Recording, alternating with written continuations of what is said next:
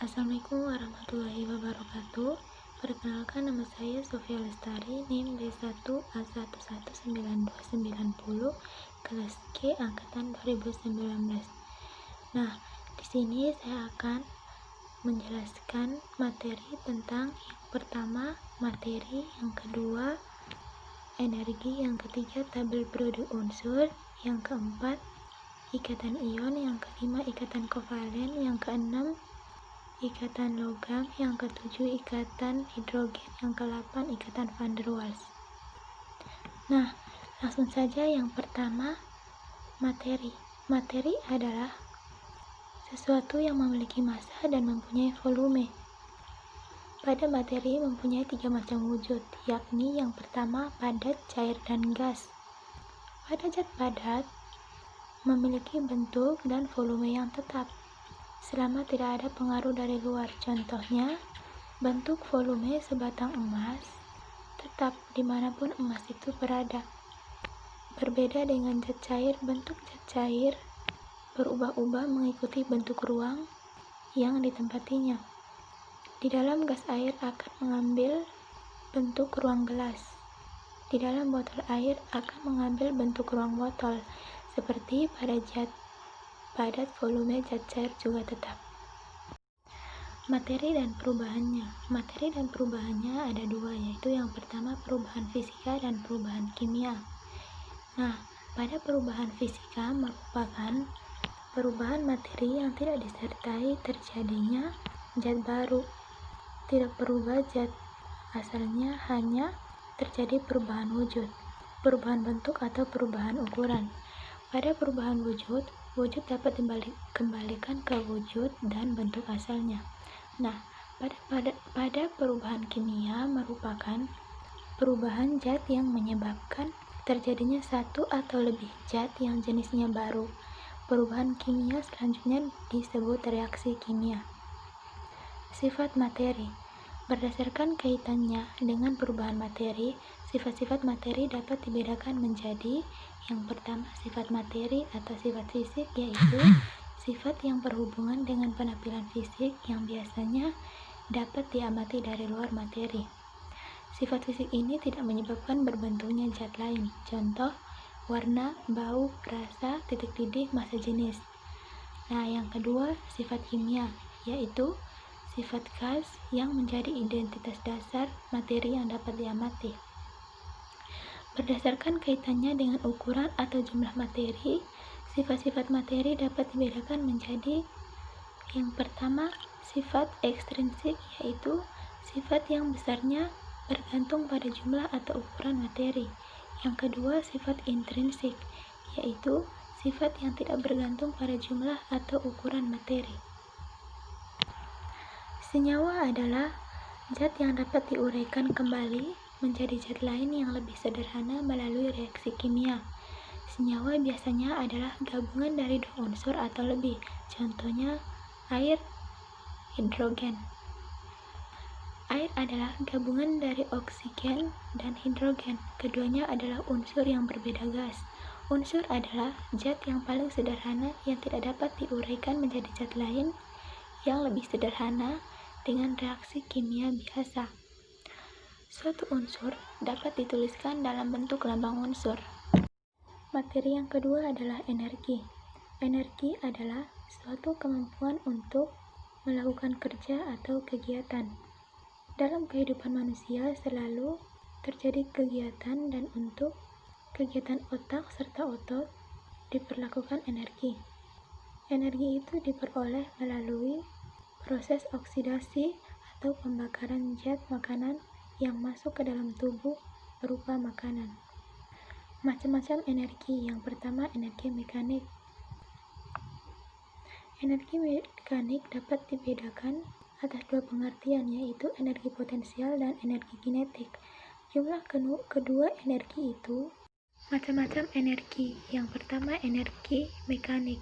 Energi mekanik dapat dibedakan menjadi dua, yaitu energi potensial dan energi kinetik. Jumlah kedua energi itu dinamakan energi mekanik.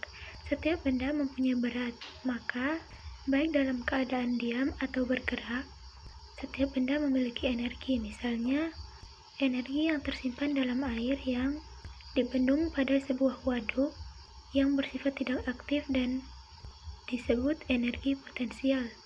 Bila waduk dibuka, air akan mengalir dengan deras sehingga energi air menjadi aktif. Mengalirnya air ini adalah dengan energi kinetik atau tenaga gerak. Yang kedua, energi panas. Energi panas juga sering disebut sebagai kalor.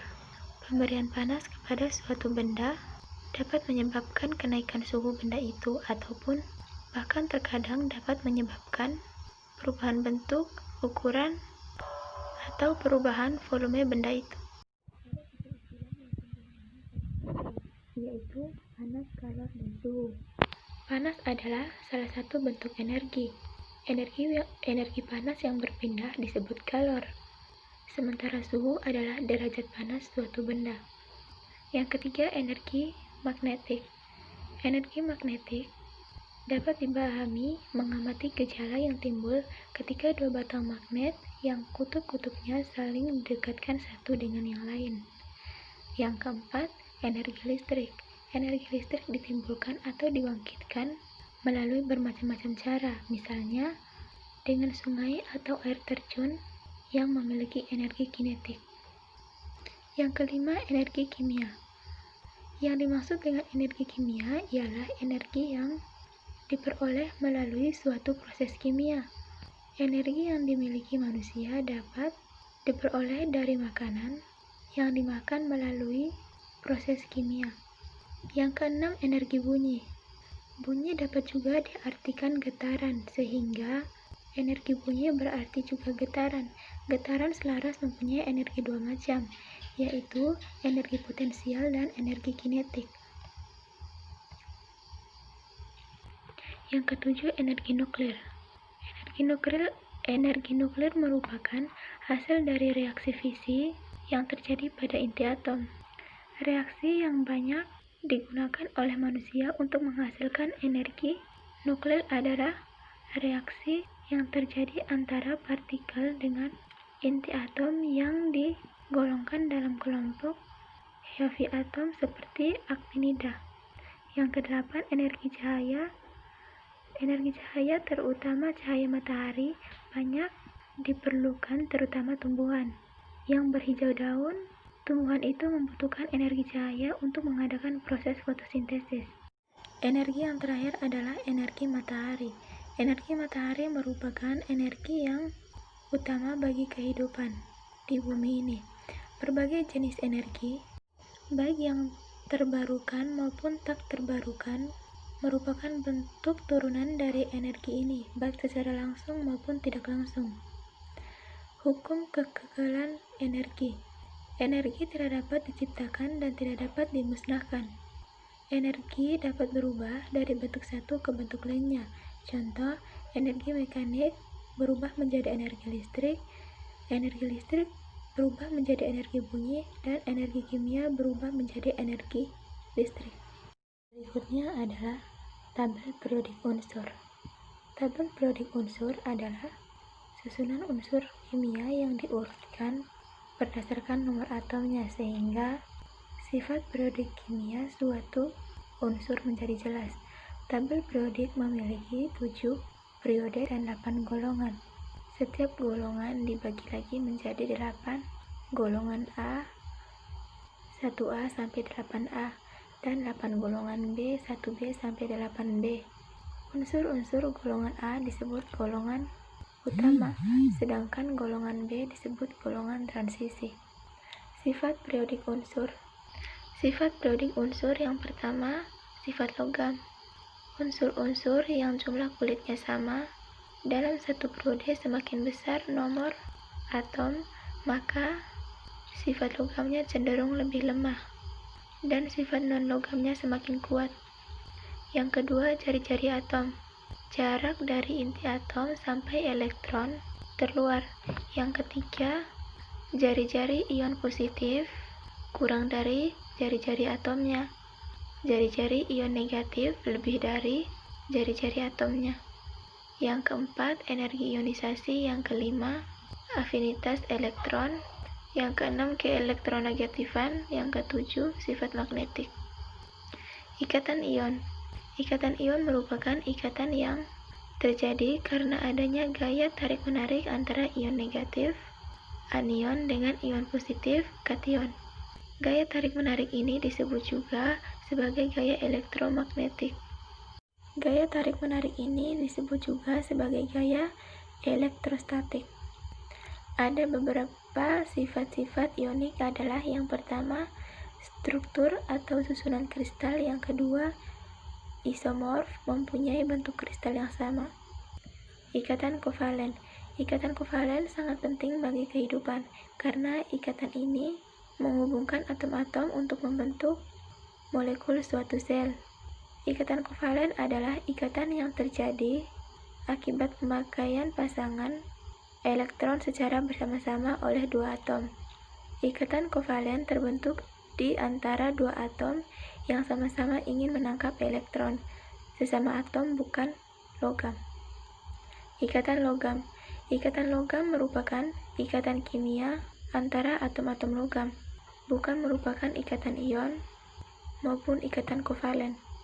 Dalam suatu logam terdapat atom-atom sesamanya yang berikatan satu sama lain, sehingga suatu logam akan bersifat kuat, keras, dan dapat ditempa.